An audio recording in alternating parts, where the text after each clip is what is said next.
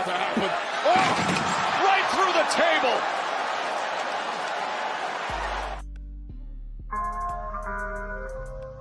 If you come at the king, you best not miss.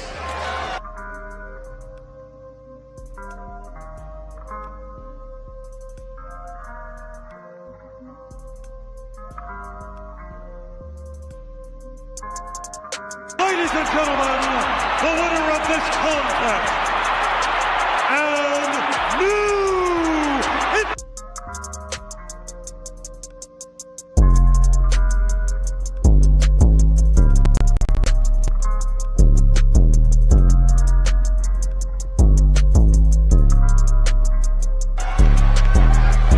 Acknowledge us.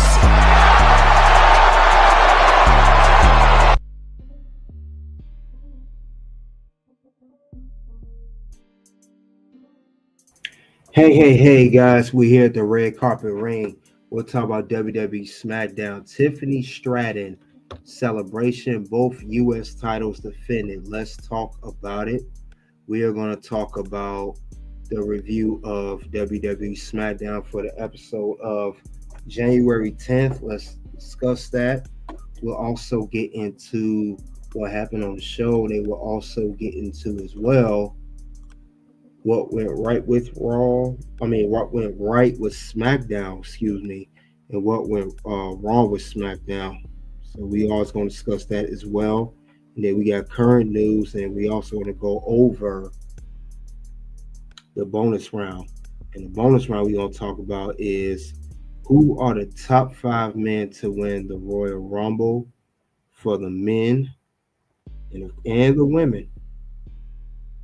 So I got a list that's going on of who's going to win what. Who do I have at the top of my list when it comes down to that? So you don't want to miss out on that at all. Let's get into that. So we here live on Facebook and X as well. So let's discuss that, guys. Other than that, let's get into it. Let's talk about it. And we're going to talk about SmackDown because this is, of course, the first SmackDown after Tiffany became the brand new WWE Women's Champion. But before we do, let's look over the match card for what was advertised. Let's talk about that. Now, this is a SmackDown match card that was advertised. Of course, we had Tiffany celebrating her brand new WWE Women's Championship win.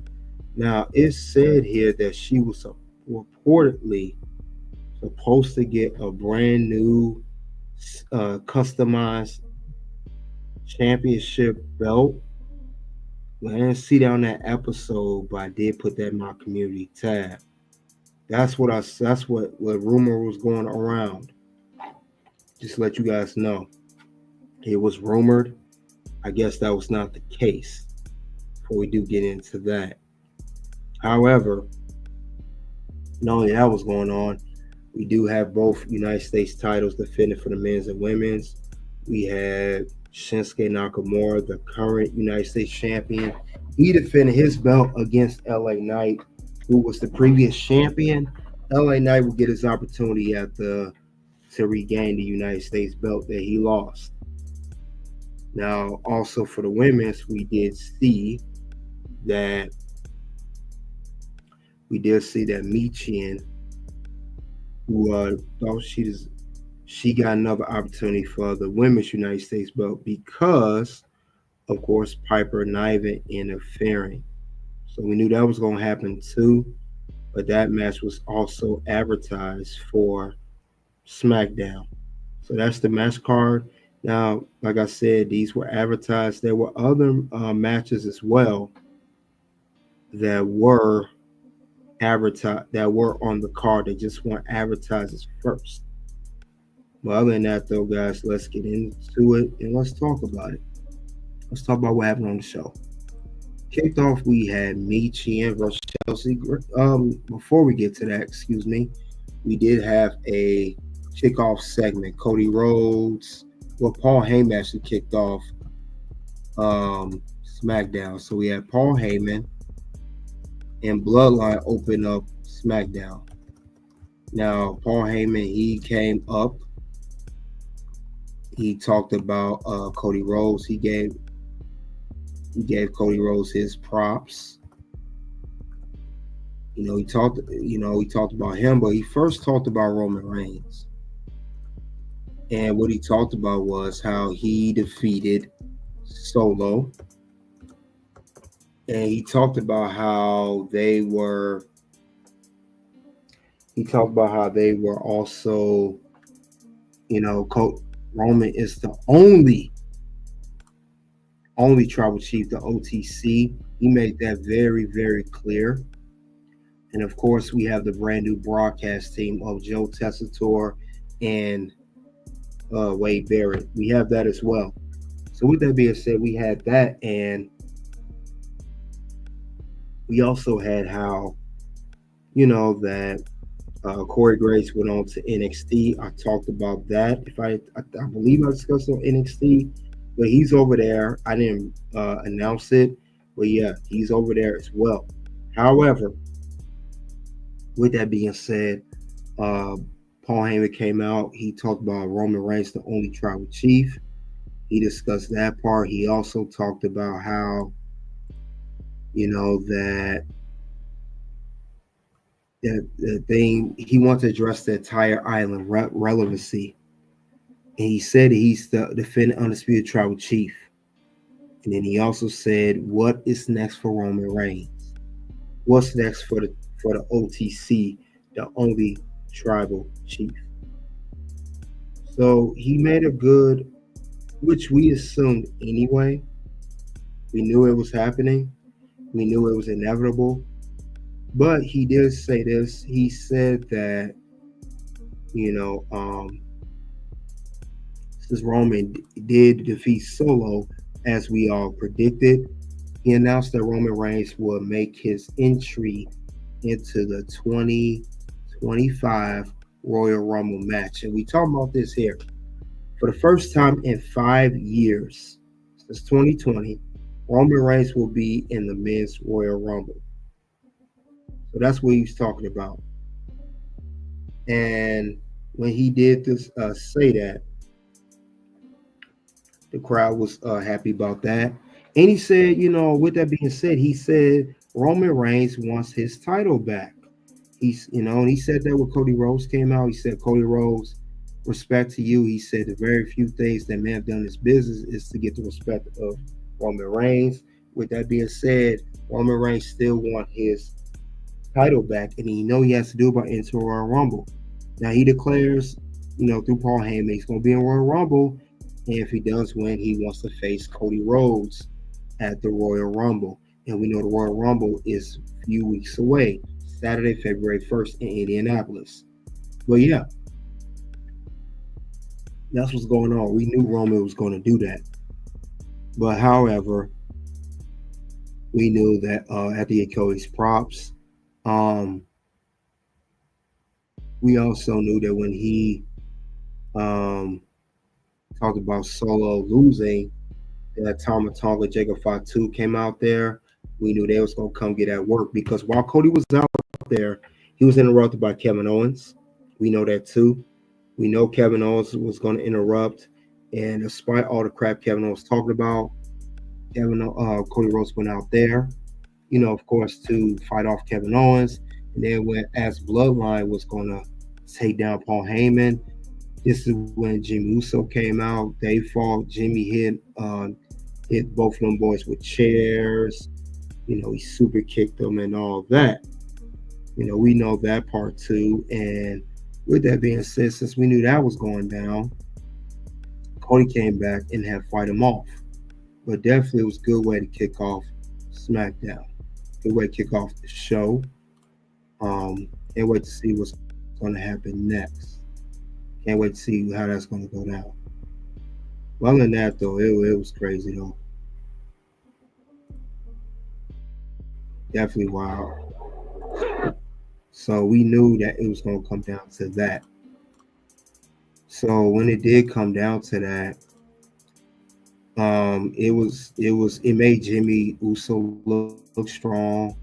And of course, Cody, after taking off KO, and then now this. If you guys remember that part of the show, that's just pretty much how they get down. So we already know. We know how they handle business when it comes to that. We know that they don't play around. Super kick to Jacob. And one for Tama. So yes, you gotta give a yeet for that on that note. Give him a good yeet for that.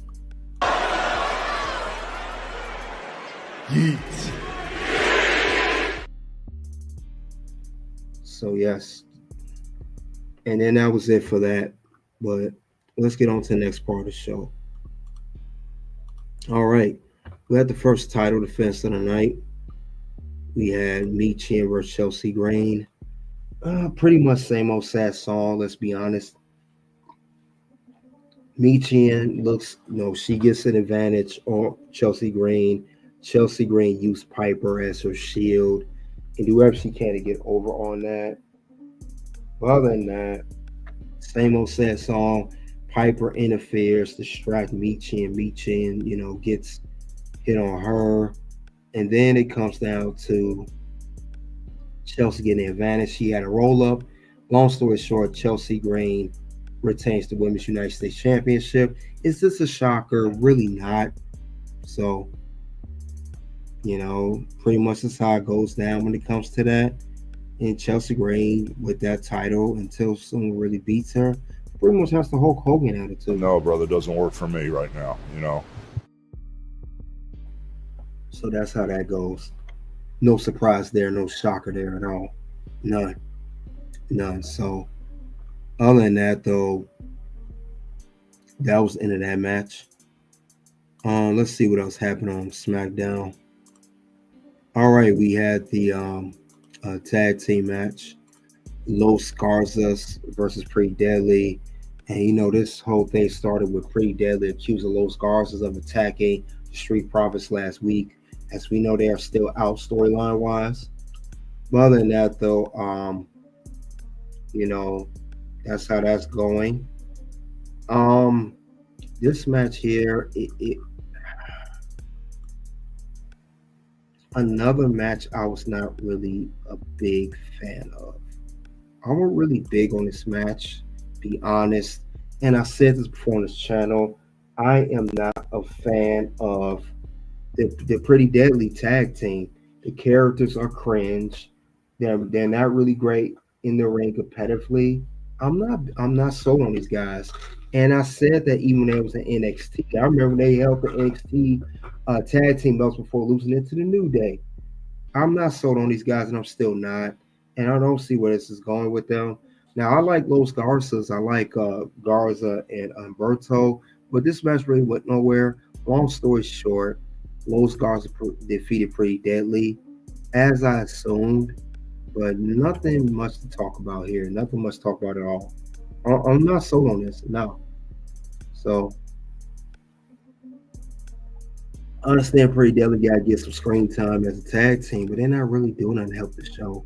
I guess they could be an enhancement tag team for the SmackDown brand. Well, let's move on to the next match. I really don't want to talk about this match no more. All right, we got the second United States title match. Something more interesting to talk about. Shinsuke Nakamura versus LA Knight. Yeah, but this match here, LA Knight got a good early advantage in this match. He definitely was giving it to Shinsuke. Now, Shinsuke being the crafty heel that he is, and we know that Shinsuke made some comebacks. They got good chemistry, I will say that. And it shows Shinsuke Nakamura.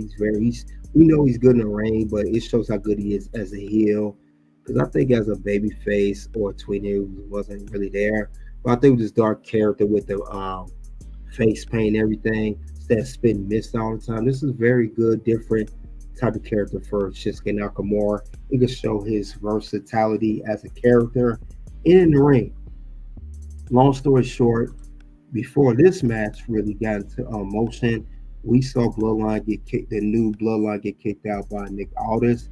LA Knight assisted them in doing that, And we knew that the Bloodline was going to come back for LA Knight, and that's exactly what they did during the matchup. Tama Tonga and Jacob Fatu interfered. They attacked LA Knight, and it ended in disqualification. And LA Knight, since he did get attacked, he did win the match via disqualification. But you know, the title cannot change hands on a disqualification unless it's a stipulation otherwise. But other than that, though, it kept LA Knight looking good and it kept Shinsuke looking good. So it was a good, solid match. I like this match. This match I actually liked. Let's move on to the next part of the show. And of course, Shinsuke is still the United States champion. That is, you know, of course, inevitable when it comes down to in the DQ for that purpose. Let's move on to the next match, though. Next match we had tonight, MCMG versus A-Town Down Under. Now, this match was set up by Nick Aldis because everybody wants an opportunity for the WWE Tag Team belts. We saw backstage A-Town Down Under, MCMG. We saw Pretty Deadly and Los Garzas.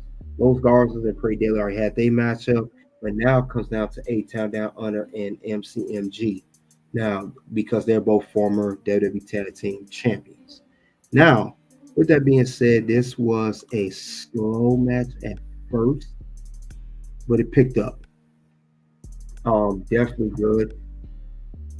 Alex Shelley and Chris Sabin, they're very fast paced. They work very good. And they work with pretty much any other tag team.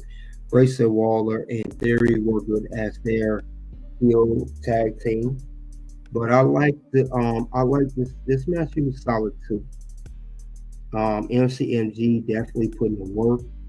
A-Town Under tried some conniving, sneaky stuff. It didn't work out.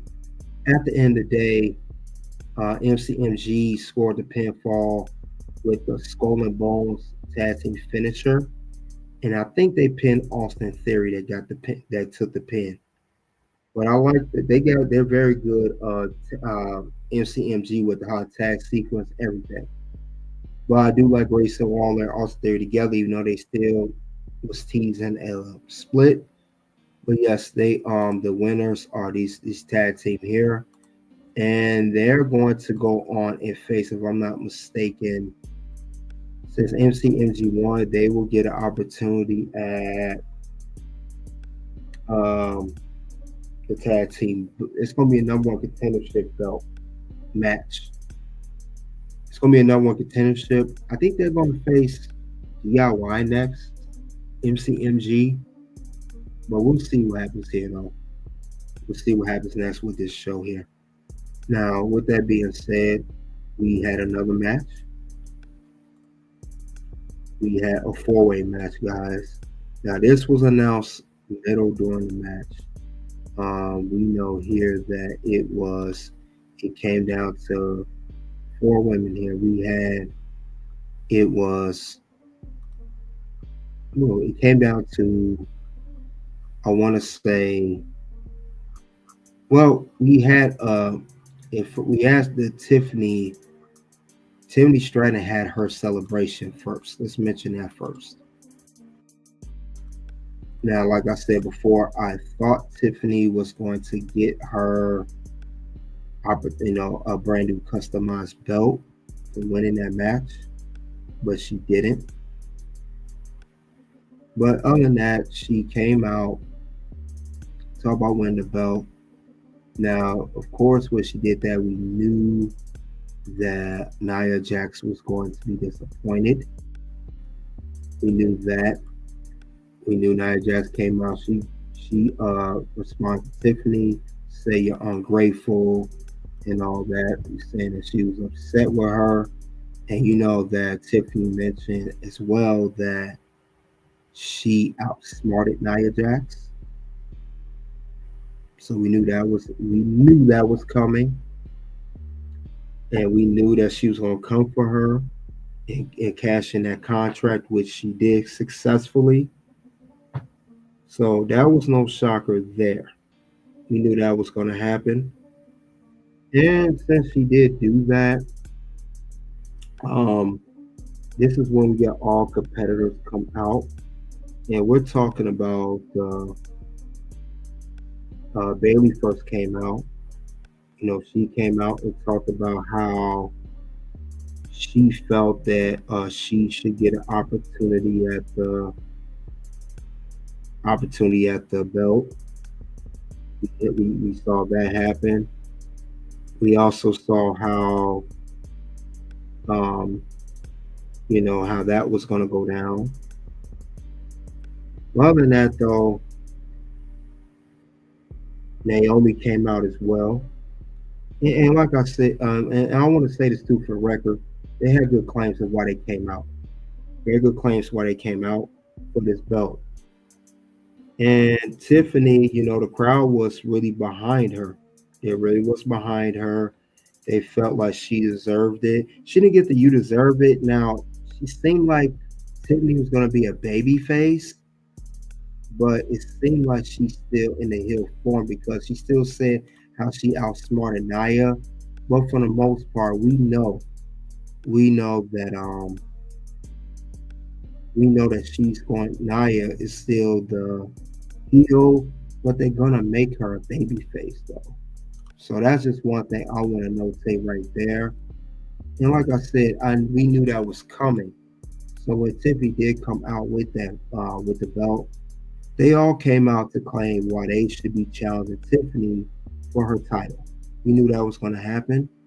Now, however, it came down to Naomi, it came down to Bailey and Nia. They all was out. So since they did, we also knew that they all want to fight for the belt. Now they all ended up attacking each other. This is when the artist said, "We're gonna make this a four-way match. It'll be a four-way match. It will be Naomi versus Bianca versus Nia versus Bailey. Whoever wins will get an opportunity to face Tiffany Stratton the following week on SmackDown for her brand new WWE Championship." So we knew that was going to happen. So with that being said, it started with celebration to a number one contendership match. It came to this here. So this match, it pretty much was everyone ganging up on Nia at one point. Let's be honest here. And since it did, we knew that it was going to come down to that it was going to be these four women battling it out. Now that what was interesting is at some point we knew that Naomi and Bianca was going to be at odds at one point. We knew that was going to happen, but I actually had my money on Nia or Bailey to win. That's what I had my money on. So when it did come down to that it came down to that because we knew Naomi and Bianca was not going to win. At one point in the match, that was turning point. While Bianca, she was in the group. Bianca was in the group too. And there was a lot of the other thing about this match, it was a lot of breakup pinfalls. Like Bianca would get a pinfall, it's broken up by Bailey. Bailey get a pinfall broken up by Naomi.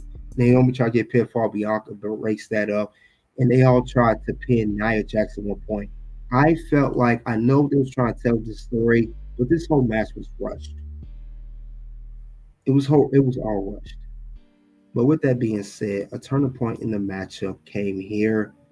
It felt like Bianca, it seemed like she was trying to get in the groove in the matchup. That's what it seemed like there. And the thing about it is, Chancellor Ray showed up, and she tried to cost the match, but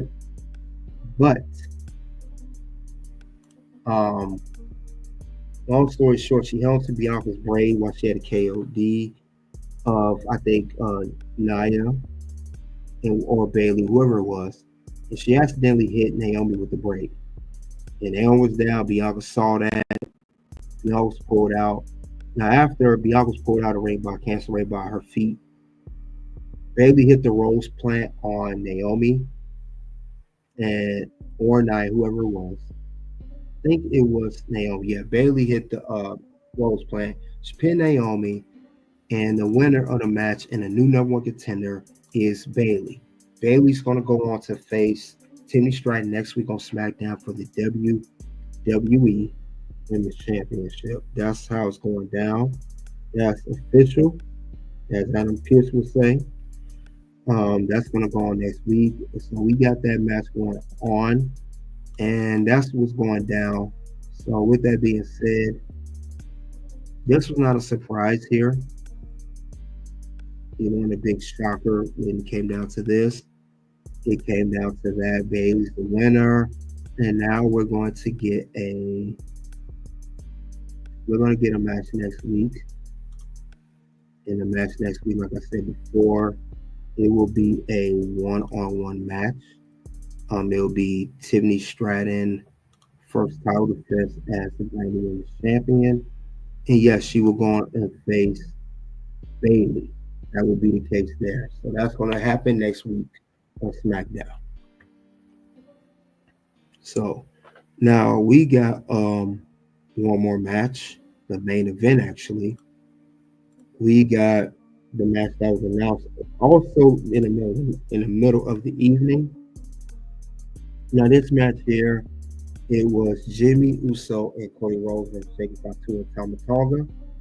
So I think the first thing Jimmy teamed up with Cody. But Jimmy so used to team up with Wilder and Mark Bloodline. But either way, they had a match, main event the show. Tamatonga and Jimmy Fatu, they was getting early advantage. They got Jimmy Uso. It was double teaming him. Jimmy was down for a minute, and he eventually got the hot tag to Cody. Cody has some good moves there, you know, but Cody Rhodes, the whole thing while he was in Groove, KO would show up, and him and Cody Rhodes fought to the back, and they got to the back to the point that, you know, it was Cody. It took Cody out the match, and we knew that was going to happen. It was crazy though how that went down. Definitely why. Right through the table.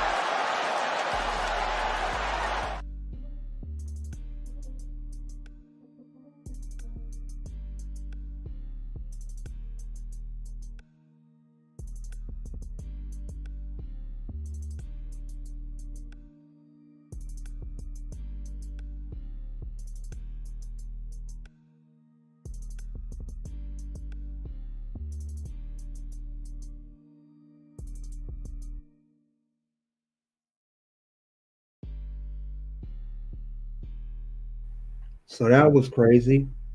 With that being said, since Cody was taken out the match by KO, it allowed the new bloodline to get an advantage, which they did. But it ended up being Jacob Fatu Tamatonga. They got Cody Rhodes and Jimmy Uso, and they got the win. But definitely good story. And it was a good win for the bloodline.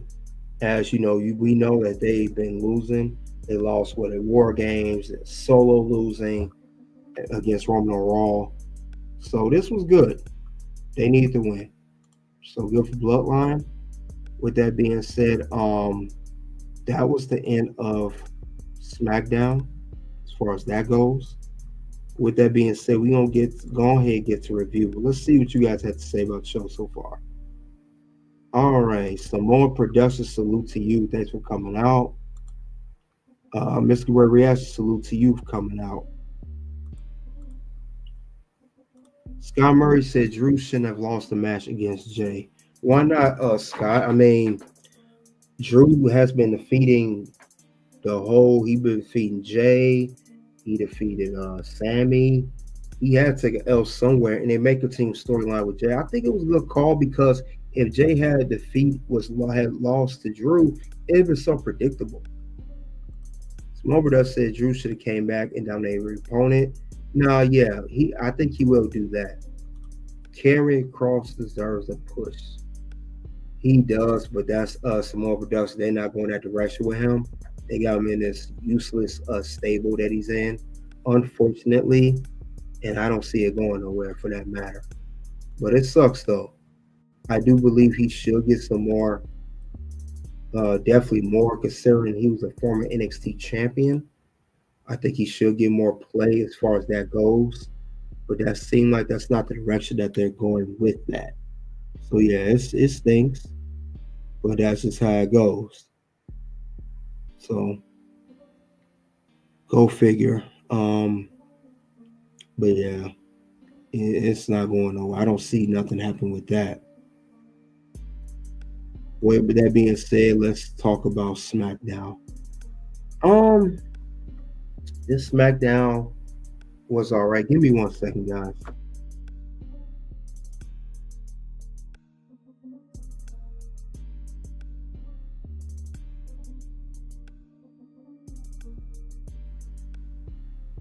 Um, thing about it is,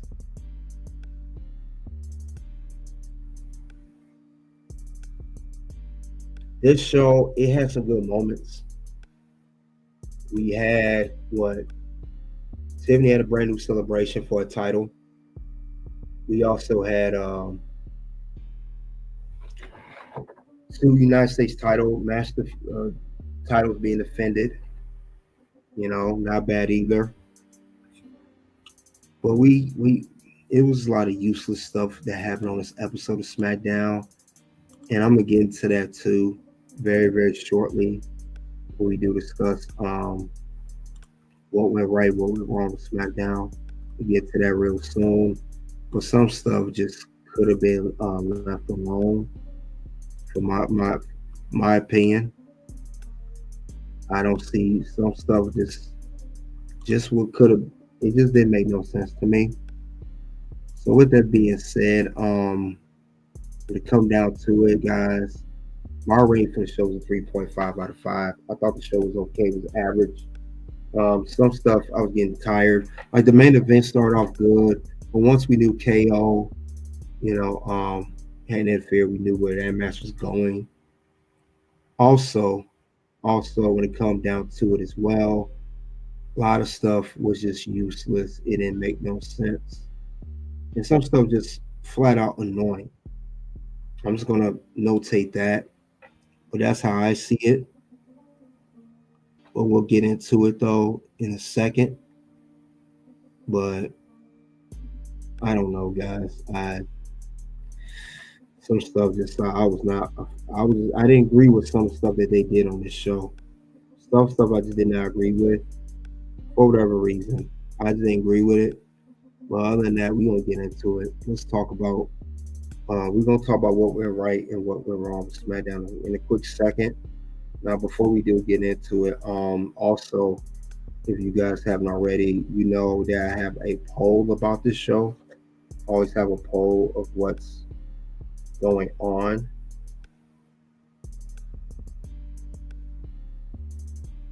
But we gonna definitely talk about it. But other than that, let's discuss it. Now, one thing I do want to discuss as well, that I do want to discuss, there's a poll out there that I do have, and I normally do have a poll. So let's talk about it right now. All right, the poll, if you guys want to check it out, I don't know, we have a voting process on here. And it lets you know what people think about SmackDown. So let's get into that right now. And then we'll talk about the next week matches on SmackDown as well. Well, other than that though, let's dive in on that. All right, let's see what people had to say about the show. This is what people had to say about the show for SmackDown. All right, we had 64% people give it an A. We had 23% give it a B. We had 8% give it a C. And we also had 6% give it a D or F. So people were very, some people got some quite mixed feelings about the show and how it went down. So we'll talk about that as well.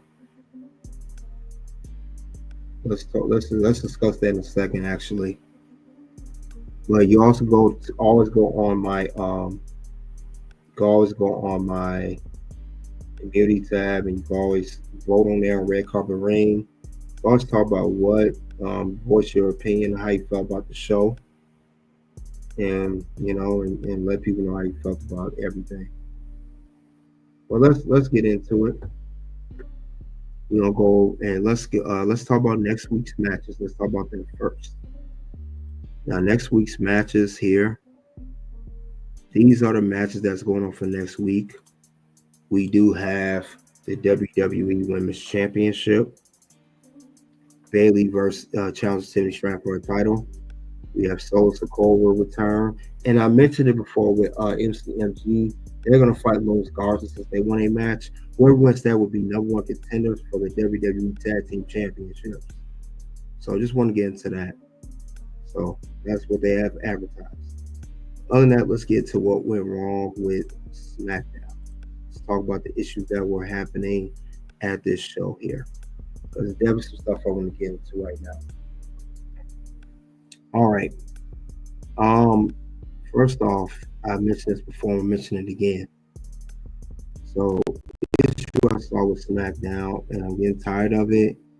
The whole Michin versus Chelsea Green, they're getting repetitive in the same old sad song. We see this a lot. We see this all the time. Well, other than that, the reason I say that because it's the same old sad song because every match, every story, it's always Michin can beat Chelsea, and we know she can beat Chelsea.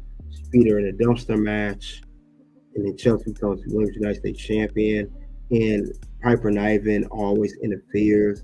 And every time Chelsea and Michin fight for this title, we get the same old sad song. It ends up being Chelsea retaining and still keeping her title. And we see this all the time. And with that being said, you already know how I feel about that when it comes down to that. You guys already know how that goes. And it's just something that puts this straight on the list. What's gonna happen? No. Words? No. You just made the list. So yeah, this definitely go on the list. I don't like this at all. It's terrible. I don't get it, but I understand they gotta do what they gotta do. But this whole feud is just getting boring, it's getting tired, and it's not really doing anything for anybody. It's really not. You guys can feel any other way about it, but this really don't help this whole thing unless Michin is gonna, about to win the Women's United States belt. That's the only way it makes sense. That's the way I see it. But it really don't do anything unless it does do something in the long run. So that's how I see that whole thing. But it's horrible, And Chelsea on defense belt against Michin, can she defend against other people? So let's talk about that too. Like, can you defend against anybody else? Anybody else besides that? But that's how I see it. But that's neither here nor there. But that gotta go. That is just not doing nothing for me. It don't work out. Not the best favor. It don't work out. Other than that, though, that's how I see that. But other than that, though, it's just horrible. But that's one thing. But one thing I did see wrong this current episode of SmackDown. Now, with that being said, since I'm done with that, let's discuss other things that happened on the show that I did not like, that I had an issue with. And we're going to discuss that right now. Another thing, I talked about these people too. Let me talk about them again. Let's talk about it again. This whole DIY Pretty Deadly Alliance, it's not working. It's not doing nothing. Clearly, it's clear that Pretty Deadly is being used by DIY. They use them to tell lies, and they're supposed to get Pretty Deadly title shot, and they clearly have no intention of doing that. They just want to use them to gain advantage. Use them to lie about the street profits, the attack. That line's not working. And Pretty Deadly's starting to see it, but unless it's such a big feud, this is pretty much. And I don't see Pretty Deadly beating them for the belts, not DIY. It's not working. It's cringe. It's no cringe story. And Apollo Crews as well. It seems like he just comes in there to be a messenger. Apollo Crews ain't nothing but a messenger. He was tag teaming with Baron Corbin before Baron Corbin was released by WWE. But at this point, he's nothing but a messenger. Hey, so-and-so attacked this team. Hey, so-and-so's lying about this attack. It was really this team. It's like this whole thing is cringe. And you know what happens when I see stuff cringe when it go in that direction. You know what's gonna happen? No. Words? No. You just made the list. Yeah, so this is it made the list. I don't like where this is going. It's not doing nothing for either.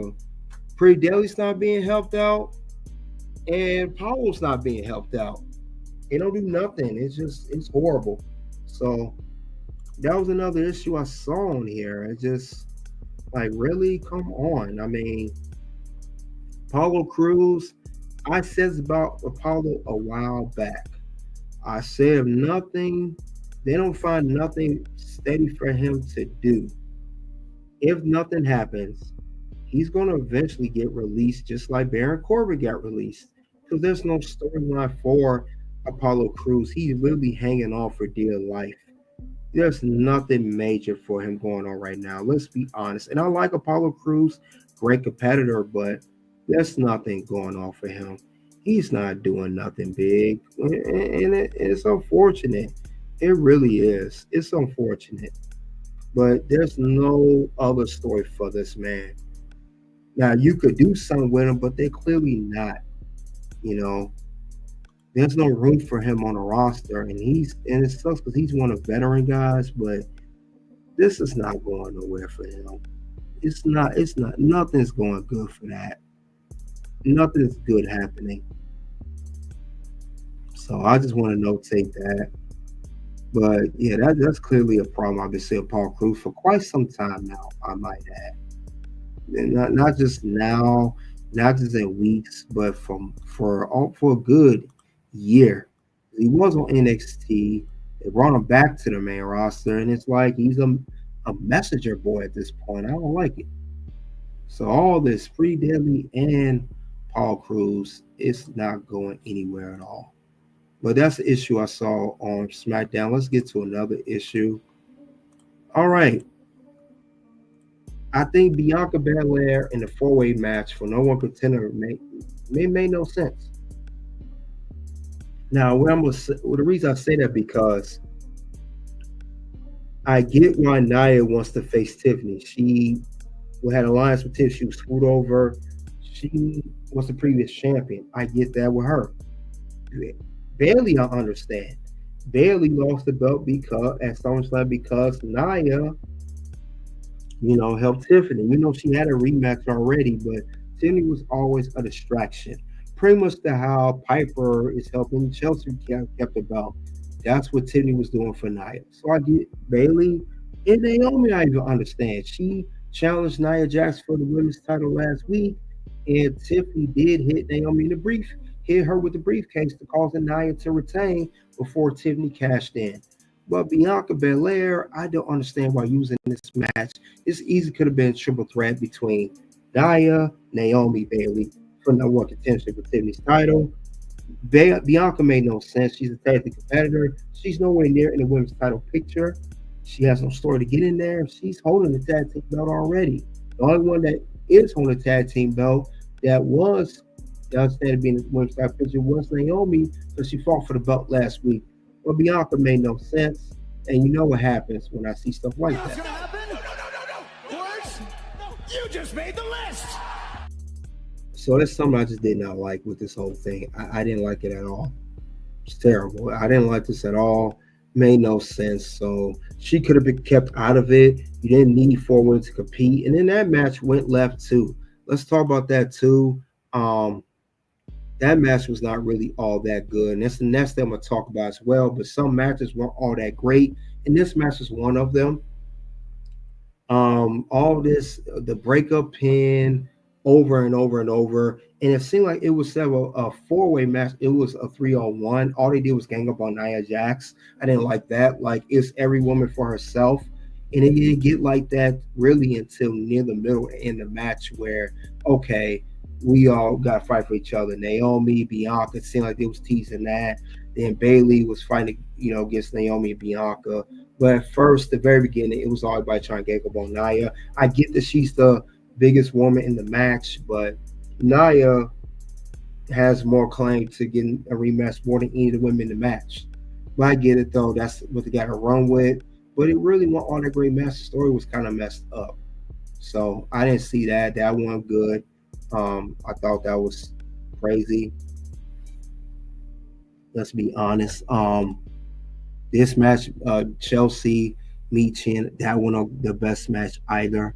I don't think that was the best match on the card. They could have went somewhere else with that. We're getting tired of how that match is going down. So that was too much. But it was just some matches I was like, this match was okay. United States title match. Some matches were good, but some matches just could have been better. It just could have been better. Bloodline was good. It was okay, but some matches I thought could have been a lot better. And then the whole Pretty Deadly, when they fought, their match wasn't great against Los Garzas. I wasn't too big on that match either. I was a big fan of that matchup as well. It just, all their matches they have not been doing nothing of value, if that makes any sense. It wasn't. So I wasn't a big fan on that match. I thought that match was mediocre. And like I said, I like Los Garzas, but they really couldn't save that match. They really couldn't save that matchup as far as that go. Really didn't do nothing for that matter. But they did the best they could. But I was not a fan of this match as well. This was another match that was, besides Chelsea Michin, this match didn't really do nothing. Really didn't do nothing at all. So that's why I gave the show the rating I did, because some matches could have been a little bit better, or some matches was just thrown together. This was an average match, Michin, and then the 4-way women's challenge for the match. So, no, I didn't see that. But you guys know what happens when I see stuff like that happen. What's gonna happen? No. Words? No. You just made the list. So, no, I didn't like this match either. But it was getting annoying at some points during the match. It really was. But other than that, though, that's what I saw with what went wrong with SmackDown. Now, we'll go over what went right with SmackDown. We'll shift over before we get to current news and bonus round. We'll talk about what went right, because some things did go right with the show. Some things did work out in the favor of the show. But we're gonna see where that's gonna go, and how that's gonna work. But we're gonna get into that right now. Definitely get into that. But let's get into that right now. Now, one thing that did go right, Tiffany Stratton versus Bayley will be a great first title defense for Tiffany Stratton. I've noticed that they always use Bayley to help for a first title defense or first or putting a tournament like they did for the Women's United States tournament. I see they always do that. That's how that goes. But other than that, this is going to be great for Tiffany. I know Bailey's going to put her over. I highly doubt that. I highly doubt that Bailey's going to defeat Tiffany for the title since she just won it and put in the work. I don't see that happening, but you never know. But Bailey's always been used as the veteran to put in for that match. She's always been used for that. So I'm not surprised at all of how that's going. But I can't wait to see what else is going to happen next. Next week on SmackDown. Definitely a very good thing of how they're going to do this whole thing between Tiffany versus Bailey. Hopefully there's no outside interference. Hopefully there's no distractions or anything of that matter. But I will like to see how this is going to go, for that matter. But other than that, this was a good thing that happened on the show. This is a good number 10. Like I said, I knew it would come down to either Bailey or Nia Jax to win. I guess they're saving Nia Jax for later on because of their story, their history. That's how they're gonna do that. But I can't wait to see how they're gonna do this here. Definitely gonna be interesting how it's gonna play out. Of how they're gonna do the whole thing. So other than that though, that's how I saw it. And with that being said, I give props on that. Yeet. So very good call. That was a good decision by WWE to have have Bailey challenge Tiffany for that belt. That was a good first time defense for that. So that worked out well. But let's get to another part of what went right with SmackDown. What was another good call that they made? Another good thing that was made, I may be foreshadowing it, or it may be just a little hiccup. The next thing I'm going to talk about is Naomi and Bianca. Will they have tension in their future? Could this be affecting? Because remember, Bianca, like I said, she took the braid while she was shredded by Candice. She accidentally hit Naomi during the match. And as you see, Trinity, she did put in the X, this hurt. Could this be a future feud between the women? Could they, potentially lose the women's tag team championships? And could they also have a matchup against one another? Could it be a matchup of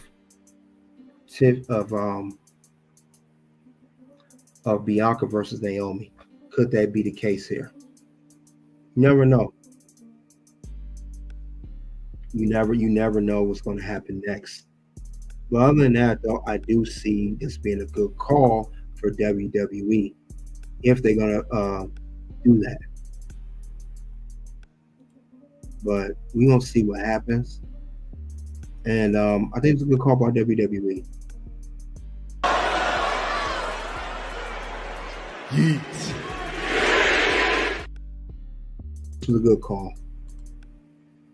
This is a good reaction. Nia's at the Rumble. Yes, she'll be the Women's Royal Rumble. Just like the Chiefs. Yep, definitely right. But that was a good thing I saw. That was good with SmackDown. Another thing I want to mention. One more thing that went right with SmackDown. I got to address this too. Shinsuke Nakamura still looks strong as the United States champion. And I like that they're defending that United States champion a little bit more. The women's, I would like to be defended besides Michin fighting for it. But yes, I would like the women's to be defended more, just not against the same person. But as far as the men's United States title, I like that Shinsuke still looking strong. He does not look weak, whether match in a disqualification, no contest, whatever. This is probably the strongest I've seen Shinsuke Nakamura since he's back to his NXT days. He's NXT champion.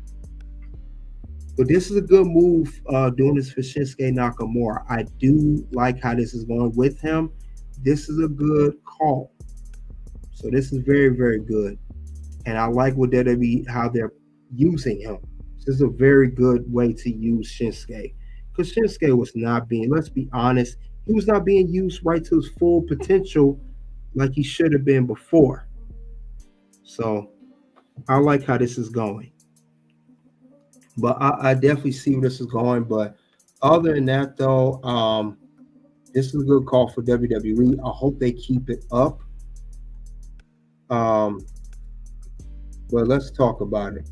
Shinsuke, if he has a good lengthy title run, he could be a very good wrestler in the mid-card scene. And I don't mean he's going to get the world title or the WWE title, but definitely good in the mid-card scene. So I got to give him his props on that one. Well deserved. Very good. Yeet. So I hope they keep building Shinsuke in this manner. With that being said, let's talk about current news in WWE. Let's talk about it. Now, I saw this online. I don't know if this is true or someone made this up. Regardless of that, I'm going to talk about it anyway. And I want you guys to let me know what you think of this scenario. And what I'm talking about necessarily, I'm talking about a potential WrestleMania 41 card. Potential. And I'm talking about this card here. According to this card, I saw this online, it was on X. It said Night 1 Roman Reigns versus Jacob Fatu. Night 1 Bianca Belair versus Nikki Bella. You know, Nikki Bella, they trying to work her to come back. Whatever. Sami Zayn versus Kevin Owens. Lyra Valkyria versus Asuka women's IC title match. And I do have Lyra Valkyria, you know, of course, being the one to win that inaugural women's Intercontinental title. Andrade versus Carmelo Hayes, U.S. title match. Naomi versus Jade Cargill. Now, if that's the case, if this is official, that means Naomi has something to do with Jade Cargill getting attacked after all. Just saying. The Usos versus Solo Sikoa and Tama Tonga. That's not a bad card either. It's not a bad match. Chelsea Green versus Piper Niven, women's U.S. title match. I can see that happening. I could definitely see that going on. That could go down. Charlotte Flair versus Tiffany Stratton women's title match for the WWE Women's Championship. Again, we all talked about that. Most people online, the fans have talked about that. That's another inevitable match that's going to go down. Now, with that being said, that's night 1. Let's talk about night 2. Night 2, we see Cody Rhodes versus Randy Orton for the WWE Championship match. I don't know why they still call this thing Universal Championship. They didn't get that Universal title out of there. It's ridiculous. But other than that, that's definitely a match we see happening. Now, they got here Seth Rollins versus CM Punk last man standing match. Now, they said at the Raw Netflix debut, because they had that match, that was supposed to replace the WrestleMania 41 rumor match. So I may not see that happening. That match can happen, maybe not at WrestleMania. Then they had Braun Breaker versus Ilya Dragunov for IC title match. Hey, possibility. Ilya is supposed to come back. He got hurt last spring, and it was supposed to be 9 months. So So he got hurt, I think, what, May, June? If it's not months, that's what? He's supposed to be coming back actually in the next month or so. So he will definitely be back for WrestleMania. Becky Lynch versus Liv Morgan. That makes sense because Liv Morgan, with Dominic, helped cost her WWE Women's Championship, which Liv won from Becky. And then say women's tag team title ladder match. Again, I see that happening. MCMG versus DIY versus Street Profits versus Pretty Deadly men's tag team title match. That's a good card. That's a good match. Then we got Rhea Ripley versus Io Sky women's world title match. That means Io Sky is going to win the women's Royal Rumble.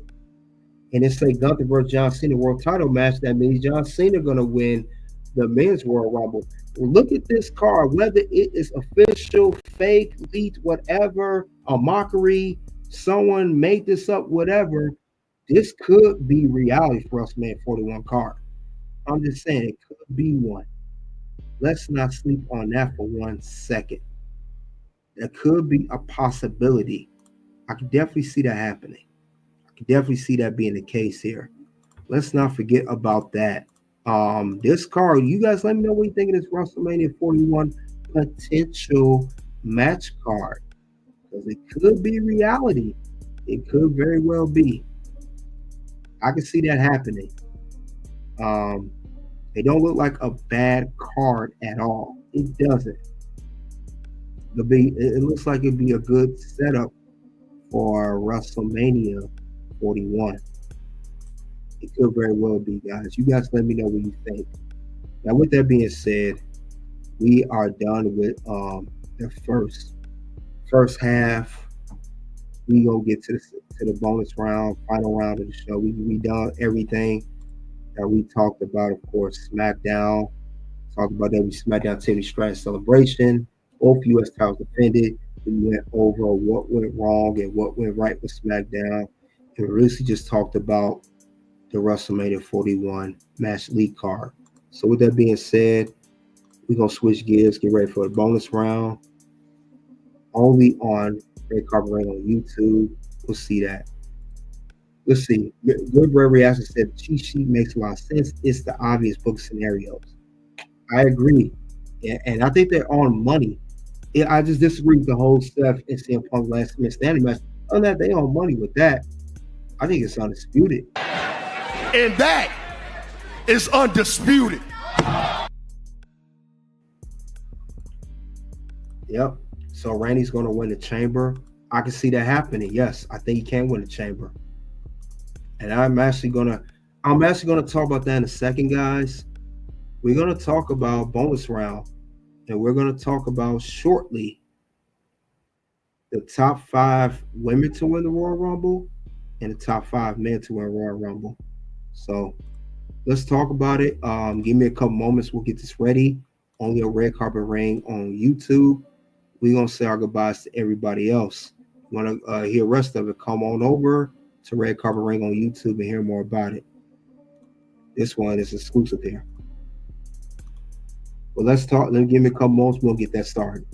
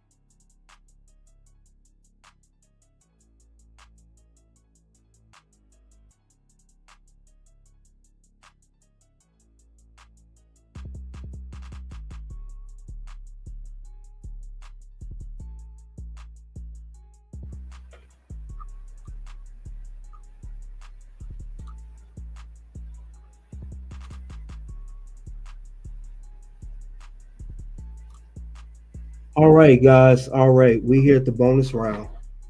We're gonna talk about who's winning the 2025 Royal Rumble.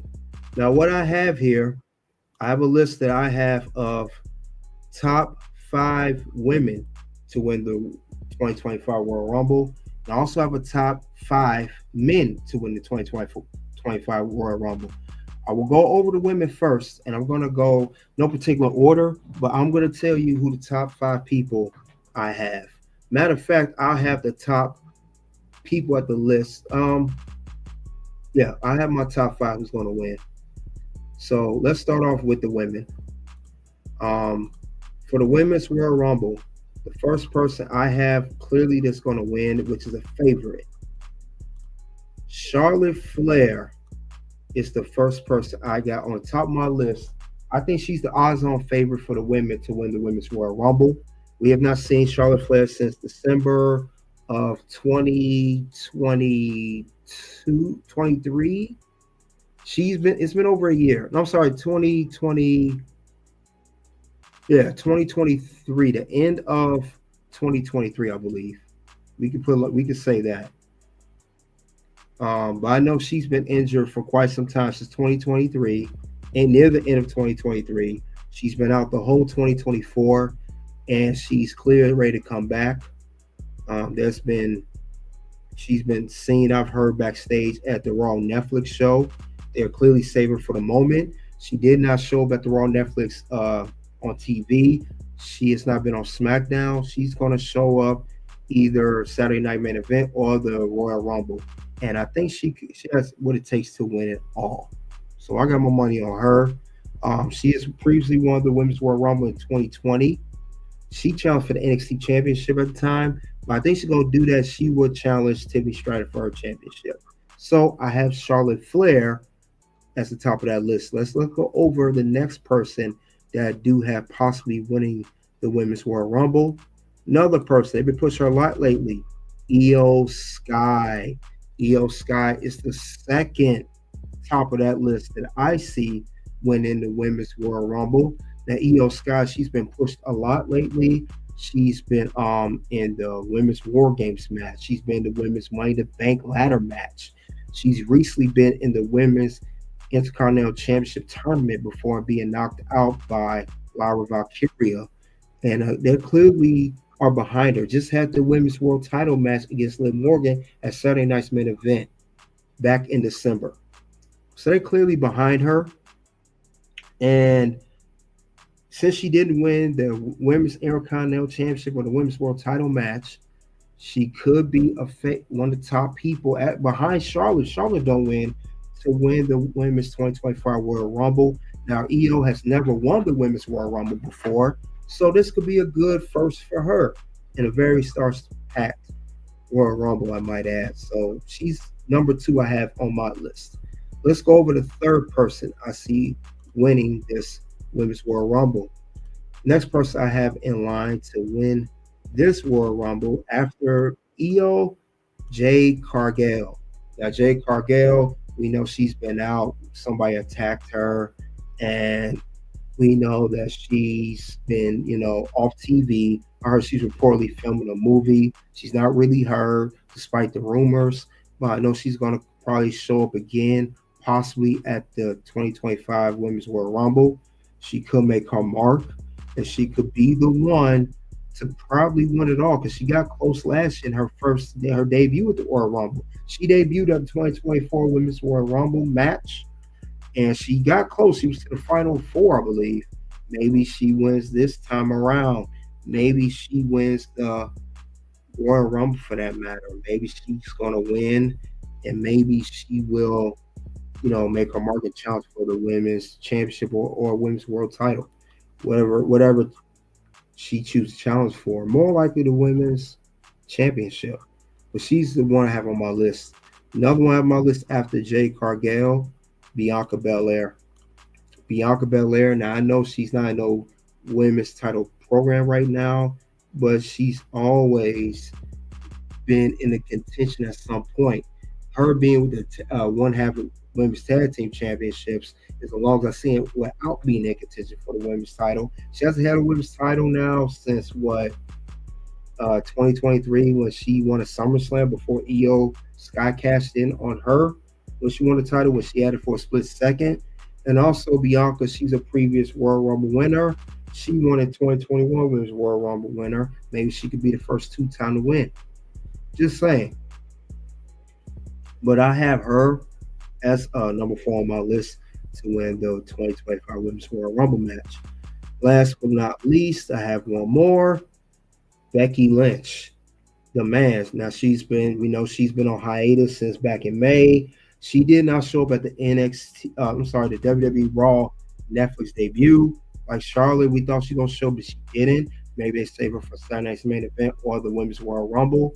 Becky Lynch, who previously won the 2019 Women's Royal Rumble match, won at WrestleMania 35, become Becky 2 belts. Maybe she wins her second Women's Royal Rumble, and maybe she could challenge for the Women's World title that she did lose to Liv Morgan at King and Queen of the Ring due to interference from Dominic Mysterio.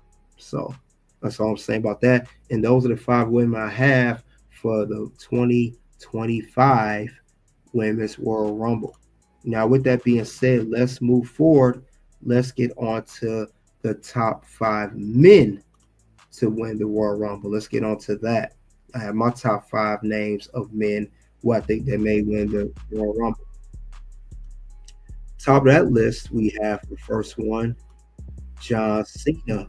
John Cena, we know he, from what I'm reading, he's the odds-on favorite to win the Men's Royal Rumble, especially after the promo he cut at the Raw Netflix debut.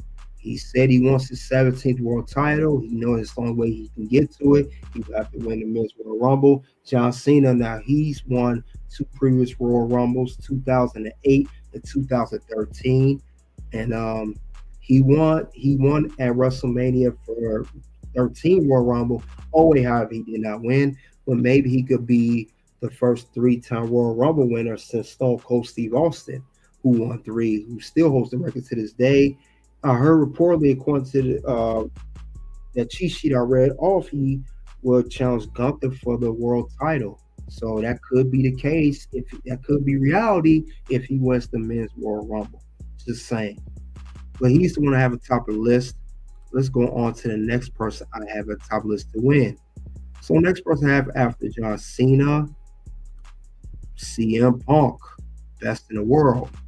CM Punk could win this match. CM Punk, he's never won the Royal Rumble, ever. He's got close this previous year before losing to Cody Rhodes, where he tore his tricep. He also got close back in 2014, his last Royal Rumble before that, in the Final 4 before being eliminated by Kane, who wasn't in the match. You know, when Kane was in that director of operations role, corporate Kane. Anyway, CM Punk, he's had some good wins. He's defeated Drew McIntyre twice, Bash and Berlin, a strap match, and Hell in a Cell in a classic match, one of the best matches of 2024. And he recently just defeated Seth freaking Rollins at the Raw Netflix debut in a great match in the main event, hitting with 2 GTSs for defeating him. So he has a very good claim, good momentum going in, winning the Men's Royal Rumble, and maybe winning it all. And I can see him challenging for the Men's World title, not so much the WWE Championship or Undisputed Championship, but he could challenge for the World title. And he's had a WWE World title since what, 2013? So I got him at top list if John Cena don't win. I can see him doing it. Now, after CM Punk, another person I have on the list, yes, the tribal chief, the only tribal chief, Roman Reigns. Now he has been a Royal Rumble since 2020. It has been years since he's been in this Rumble. He's always been champion. Now we know he recently lost to Cody Rhodes this past year at WrestleMania for that title, and on the Bloodline rules of WrestleMania 40.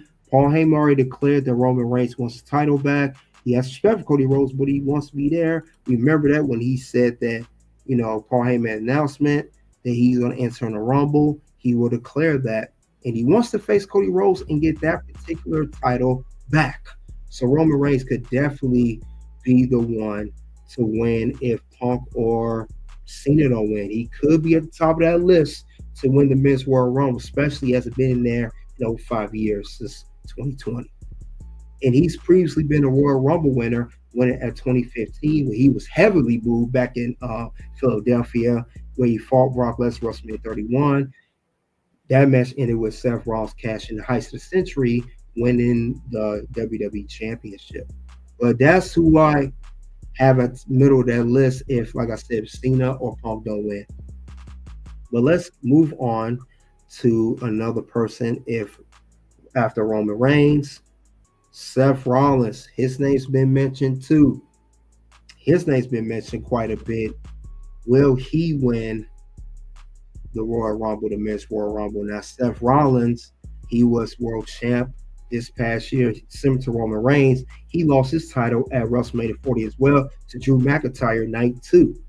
Now, he got hurt a little bit. He had to tore his meniscus of grade 1. He's been back since then. He's been grinding to come back. And he's back. He had a world title opportunity at Money in the Bank. He did not win. Now he he's a previous 2019 Royal Rumble winner. He went on to WrestleMania 35 to defeat Brock Lesnar for the Universal Championship. But like I said, I got him lower list because he had the big loss to CM Punk at the Raw Netflix debut. But he has been still putting the work and still been a workhorse, one of the workhorses for WWE. So I got to give him his props where it's due. And he could go out for the world title and become a 2-time world heavyweight champion. Overall, I think 6-time world champion. If he were to win the Royal Rumble, just saying, I got him at that list as well. Now I got one more person. After Seth, we named him and 3 other men. Maybe a shock to you guys. Drew McIntyre.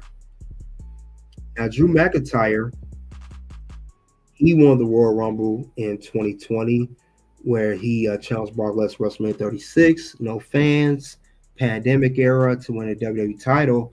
Now, despite him losing the CM Punk feud, he's been shining in that feud. Him and CM Punk had feud of the year, this past year, 2024. Now, Drew McIntyre, I heard he's rumored to challenge Cody Rhodes and potentially could beat Cody Rhodes for the WWE Championship. If he does that, he will have to win the Royal Rumble and defeat Cody and go after his title. Drew hasn't held the world title since he had the title for 5 minutes at WrestleMania 40, where he defeated Seth Rollins, but he didn't have a lengthy title run. And he won Money in the Bank later that year, but he had a failed cash in.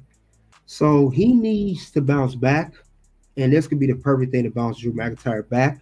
Drew McIntyre could be the one to win the Royal Rumble. If not other 4 men can't do it, don't be surprised he won his 2nd Royal Rumble, and he goes to challenge Cody for the WWE Championship, because I don't think he's going to challenge for the world title since he held already. There's no other really business for him on Monday Night Raw.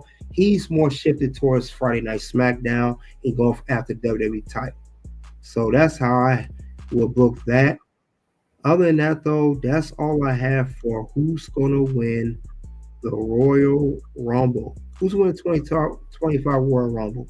Who's going to win both the Women's Royal Rumble and the Men's Royal Rumble? You guys let me know, who do you have listed? Who's going to win each Royal Rumble this year for the men's and women's divisions?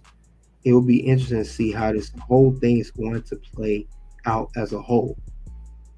So thank you guys for coming out. Check out the content here on the channel. Until then, guys, you already know what it is. It's OUT. Something happened this weekend, and I've been struggling with it since I retired. But this weekend gave me closure. Wow. It really did. Like, it was fun. Obviously, it was fun. I mean, you can't, doing this for as long as I have and being involved.